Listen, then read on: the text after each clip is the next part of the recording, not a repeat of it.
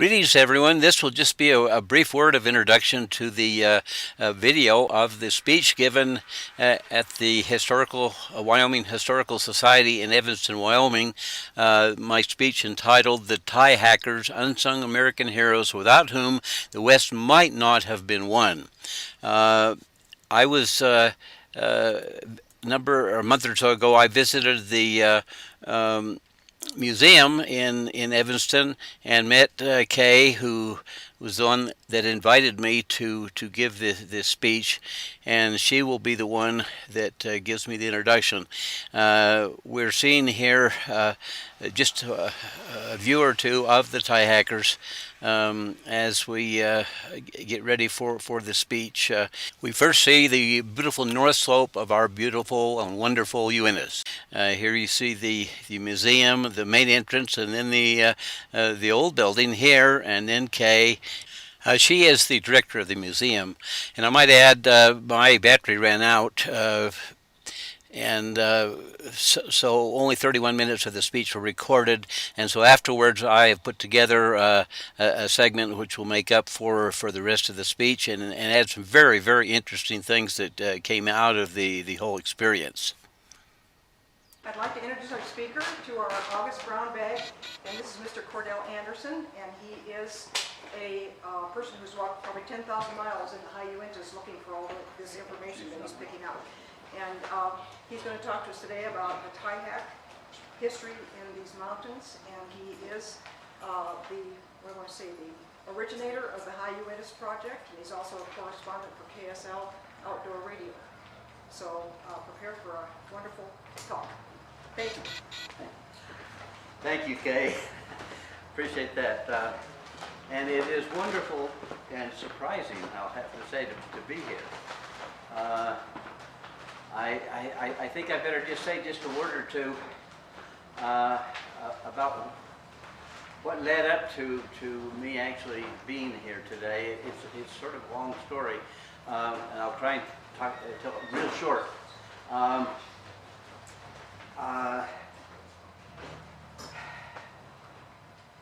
When I was 16 years old, we moved from California to Utah. I had never been backpacking in my life. I didn't know what the high Uintas were, but a bunch of my buddies that summer all of a sudden said, "Hey, let's go backpacking up in the Uintas for the fish opener." Back in those days, the first Saturday in July was the fish opener for the high Uintas. It was the high Uintas primitive area back at that time. And so we got off our work on Friday afternoon, drove up over Wolf Creek Pass. If you're familiar with it, now it's a nice paved road. It's a great drive, but it was a dirt road back then. And then we hiked all night up Hades Canyon to get to what we call the Granddaddies, the Granddaddy Basin. Granddaddy Lake is actually the largest lake in the high Uinta wilderness. But we didn't know what we were doing. I didn't, at least. I mean, we were backpacking, but we were carrying a watermelon, and we had Irish root beer in glass bottles, quarts of it, pork and beans, and obviously in cans. And it was tough. In fact, 3 out of the 6 of us on that trip decided they would never, ever go backpacking again. There were 3 of us that got hooked on it for some reason. And so we started learning about backpacking some, and eventually backpacked all across the Uinta, the primitive area at that time. But I realized, hey, we're seeing just a little bit of it.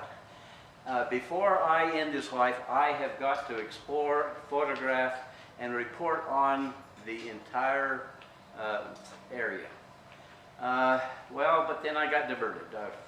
I decided I had to go off to Central America, Guatemala in particular, to work with the Mayan Indians. Prepared, packed up, and an elderly neighbor came out to say goodbye. She said, "I'll give you 6 months and you'll come running home with your tail between your legs." And I thought, I will die before I give her satisfaction. Well, Eventually, I came running home with my tail between my legs, but it was 37 years later, in 2002. And moved to Springville, Utah, and then I thought, okay, now what do I do? I did have 5 kids that I was the mother and father to, that I was trying to raise by myself, but they were getting up, you know, big enough so they could be all right by themselves for a few weeks at a time. And so I started what I called the High in the Wilderness Project. And I had actually prepared for this for years in Guatemala on my farm by walking around my farm 2 or 3 times a week, 3 or 4 miles with a 100-pound bag of fertilizer on my back. And so when I took off in 2003 on what I called my 27-day expedition, and it was a no resupply trip, I started with 83 pounds on my back. I was able to handle it because I prepared for years to do it. There were some joint problems, and I was in extreme pain that first night, and I was about ready to throw in the towel, but I was reading Lance Armstrong's first book, It's Not About the Bike. And you can see I still have it, in spite of what's happened recently, because his struggle to defeat cancer and actually come back and compete inspired me to go on and complete my 27-day expedition. And little did I know that after that, I would be diagnosed with cancer.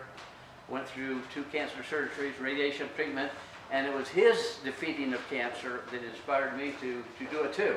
And so I still am grateful to him for inspiring me for all of that happened back in 2003. I went, that expedition was basically along the spine of the Uintas. And then I realized, okay, now I've got to start coming up the drainages on the north and on the south. And as I was doing it on the north, I started noticing ruins of cabins. I thought, well, they're the pioneers, or they were the mountain men, Jedediah Smith maybe, or, you know, and so but then I made one trip up Middle Fork of Black's Fork, which was just a big empty spot on the map. And I noticed that nobody had been up there ahead of me that year, and it didn't look like anybody had been up there ahead of me the year before either. I was in virgin country, it seemed like, and I was heading for a lake, Bob's Lake. It was up above timberline. That was the kind of thing that attracted me, something that was isolated, something that was very little visited. So that was my objective. But as I went up through the drainage, I noticed cabin after cabin after cabin. And in one of my photo essays on my website, I said exactly, what the heck was going on up here? Well, I'll have to admit right now, I was one of those low information backpackers. You know, I was backpacking, doing a pretty good job, but I didn't know anything about the history of where I was going through. A little while later, I made a trip up the West Fork of Smith Fork. And you go up to the Huina Ranger Station, and I noticed there was a car parked there, and so I thought, well, I'll stop and see who's there. And I met Bob and Teresa Fasanelli. And we got talking about everything, and she was a wilderness ranger for the summer. She'd go on horseback. And then just sort of as an afterthought, as I was leaving, I said, hey, would you guys happen to know what the heck was going on up Middle Fork of Black's Fork with all these ruins? Because I saw more ruins up there than I'd seen anywhere. And so she opened this whole vision to me, this new word, this new terminology, which Utahns don't know anything about, tie hackers. I even went to the Utah Historical Society, and I asked her, look, I want all the information you've got on the tie hacker. What did he say? You know, he didn't understand, he wasn't familiar with the terminology tie hacker. found eventually they did have some photographs down the basement in a box, you know, and, but I started doing research. I started going to Forest Service offices, stopped at the Bear River Ranger Station on the Mirror Lake Road, and there was a tie hack cabin out behind. And I went out there and I went through it, and it had pictures, and I took pictures of the whole tie hacker operation. And then I was told, hey, there's something about the tie hackers up the Whitney Road, which takes off to the west from the Mirror Lake Road. And I went up there, and just after you get onto that dirt road, it talked about a flume, the Hilliard flume. It went 30 miles down from Gold Hill, out of the Uintas, to Hilliard, Wyoming, and the charcoal kilns that were there. And so I was fascinated by that. And I can't remember exactly what next happened, but I just started going to place after place after place and looking specifically for tie hacker ruins. I didn't know for a year or two how to determine whether they were from the old period or the new period. The old period was 1867 to about 1880, when Irish lumbermen were sent into the north slope of the Uinta Mountains to work 12 months a year with their broad axes, making by hand railroad ties. Millions of them. And up there, I learned that they would work mostly in the wintertime, where they could use sleds to haul them down to certain points in the drainage where they would build splash dams and then accumulate these railroad ties behind the splash dams. The runoff would come in the spring, it would fill up, they'd blow with dynamite, and down into Wyoming would come the railroad ties. And of course they had to follow them, the tie hackers had to follow them to keep them from snagging and jamming and whatnot. And so I started learning about all these river runs of railroad ties.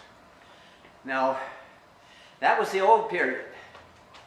But I found that most of the ruins that I was seeing on the north slope of the Uinta Mountains, and all of those designated by the Forest Service in this pamphlet that some of you might have seen, they were all from a newer period, the 1912 to about 1940 period. There's a map. And so it talks about the tie hackers. Of course, by this time, I'd also visited a mountain home over here, the tie hacker cabin that they have. Both that one and the one at the Bear River Ranger Station were dismantled from the Steel Creek commissary tie hacker ruin, or ghost town, I guess we could call it. And so I was learning more and more, and I was getting copies of publications that the Forest Service had. I was, of course, Teresa and Bob, they told me about, they gave me a name of a woman from, I can't remember, Green River, I believe, that I should phone her. I phoned her. And I got my first book. It was Broad Axe Artist by George B. Lynn. And then later I got the other one, Knights of the Broad Axe. But all of these books generally talked about the tie hackers from the 1912 to about 1940 period. I also got this, that Kay and Noni and a few hadn't seen before. This talks about tie hacking in the Wind Rivers, because there's a lot more tie hacking going on in the Wind Rivers and in a lot of mountain ranges throughout Wyoming. Millions and millions and tens of millions of railroad ties came out of it. If you haven't seen this, you got to see it. But this again is from the 1912 to 1940 period. I have been trying to find original information, material from that early period when they were Irish lumbermen. This later period, they were Scandinavians, Swedes, Finns, a few Danes. There was one black. I think he was from the newer period, or maybe he was from the old period. I'm not sure about this, but he was the only black, apparently, among the tie hackers. And new tie hackers would arrive, And then look at him, he'd say, well, you just haven't been here long enough. Once you get here, you're here long enough, you're going to look just like me, you know. And so he had everybody scared to death. He eventually froze to death one winter, you know, and died. I think his last name was Brown. So this early period is what has really fascinated me. Well, as I have gone from place to place, I remember my search took me to the public library in Mountain View. And I can't remember the name of the director over there. Is it Stephanie? No. Well, what is it? Nita's the director, Stephanie does work there. Okay, but anyway, I talked to her. She gave me the information. I took photographs of pages of books, and I learned about Piedmont, the Piedmont ghost town, and about Beartown. Do you know about Beartown? 10 miles south of here. Described as the liveliest, if not the most wicked town in America. It grew to 2,000 people almost overnight, with saloons and gambling halls and a general store and a livery stable and all the stuff. But it was one of these, what they call these railroad towns, hell on wheels, I believe they started calling them. And it was a tough place. And the good guys were quite sure that this bunch of bad guys were the ones responsible for some crime, and so they went and they hung a couple of them, and they had the bad guys organizing, coming after them, and they holed up in the general store, and they had new Henry rifles, and so when these guys came down the street, they opened up, and 15 of them were dead right now. There's 4 or 5 different versions of the history, and I'm not sure which one is right. One of them says that there could have been as many as 58 dead. The most authoritative perhaps says there's maybe as 18. But it ended up being the bloodiest battle in the history of Wyoming among white people. Well, the tie hackers were associated with this town, and the tie hackers were tough guys. They had to be tough to do what they did, quite frankly. But in my research, I'd go to the books about the Transcontinental Railroad, the greatest engineering feat of that century. Next to the Civil War, it was Abraham Lincoln's greatest accomplishment, even though he didn't see it to the end because he was assassinated before it was finished. But yet in the indexes of all these books, tie hackers are not even there. But without railroad ties, how could they have built a railroad? They couldn't. And so this is why I always, whenever I speak, it's like tie hackers, unsung American heroes, without whom the West might not have been won. I think they should be given a lot of credit for what they did, both in the North Slope of the Uintas and in all of the places in Wyoming. And of course, this happened in Colorado, and wherever the railroad was coming through, there were tie hackers using the wood that was available in those specific areas. But I went to Piedmont, and then I tried to find Beartown, the site for Beartown. But in Piedmont, I was fascinated by that and the history. And I noticed that there was a cemetery, and it was a still active cemetery. There had been someone buried there in 1998. There were fresh flowers that had, they dried up because of the heat and all on many of the graves. I took a picture of every single gravestone in the cemetery. 56% of those that were buried there were all 15 years old or younger, mostly either stillborn or died in their first 2 or 3 years of life. The pioneer life was really rough. And I thought, well, I'd like to meet some of these people. So this past May, on Memorial Day, I was camped out in Piedmont. I've got to meet somebody that shows up to bring flowers. And I did. It was Kelly, I can't remember the last name right now. Guild. Well, she's not from the Guild family, but this Kelly is from the Byrne family. Eventually, So there were the two families. There was Moses Byrne, who actually established it, and then a few years later, his sister-in-law and husband, Gill, they moved in, and of course the Gills are big ranchers today, as probably all of you would know. But anyway, I met Kelly from Sandy, Utah. And then she put me on to the matriarch of the Byrne family, Faye, I'm forgetting last names, lives in Orem. Compton, okay, there we go. And so I went and visited her and her husband in Orem, Utah, and got all kinds of information.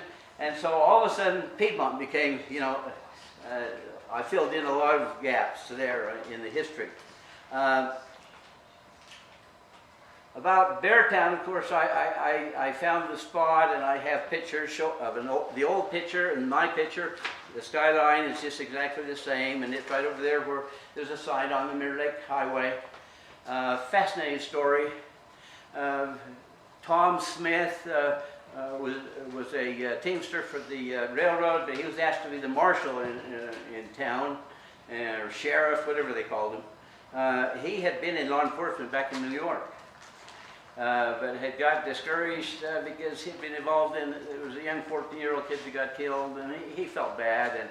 And so in his law enforcement activities from then on, he wouldn't carry a gun usually, but was trying to subdue the bad guys with his fists. He was a professional boxer. But he tried to stop the war that was going on in Beartown. He couldn't do it. And but he went on, and from there he became known as Tom Bear River Smith. Went on to Abilene, Kansas, where he is considered one of the heroes. He was eventually killed by bad guys in a shootout. But so Tom Bear River Smith is, I learned about him. Fascinating history there. But after all was said and done, I changed the map. I added on all the places which I had found and discovered and learned about, but which are not on the Forest Service map. Eventually they've got to come up with a new map. And you can, the ones that are Forest Service are the ones highlighted by yellow, and then there's all these others, which has been a fascinating journey for me to overcome this being a low information backpacker.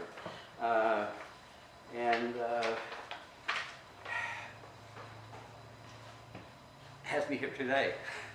So from being a low information backpacker to knew nothing, here I am today in Wyoming talking to people that probably know more about all of this than I do. I have a website. I can't really give many more details. I have some printouts of my website. You can see my head's needed cleaning this morning when I printed this. It's the museum. But you can check these over. But I have, there's a whole list from my website of articles, photo essays, and videos. There's 12 now videos, YouTube videos, and photo essays about the tie hackers. Everything that I have done in exploring and discovering and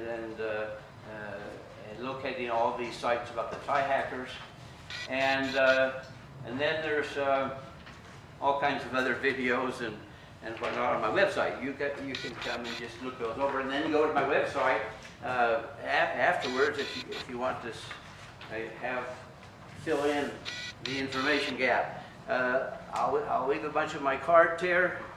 You can take them. There's a link to my website.